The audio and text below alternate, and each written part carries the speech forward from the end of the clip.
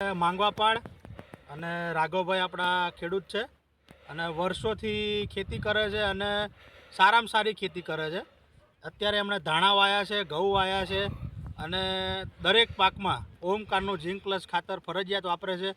તો આપણે જાણીશું રાઘવભાઈ જોડે કે તમે વર્ષોથી આ ઓમકારનું ઝીંક પ્લસ ખાતર વાપરો છો તો કેવું તમને લાગે છે, તમારો અનુભવ કહો અને બીજા ખેડૂતને ભલામણ કરાય ના કરાય, ખર્ચાળ છે કે સારું પડે છે, તો આપણે જાણશું રાઘવભાઈ જોડે. મેં આ વખતે ઘઉંની અંદર 5 કિલો ઝીંક આપ્યું છે વીઘે અને 5 કિલો લેખે આ ધાણામાં ઝીંક આપ્યું છે. એ ઝીંકથી મારા છોડનો સારો વિકાસ થયો છે. ઘઉંની અંદર સારી ફૂટ થઈ છે અને ફળ ફૂલને સારી અત્યારે તો દેખાવ આવે છે. પણ બીજા ખેડૂતોએ પણ આ વાવવું જોઈએ.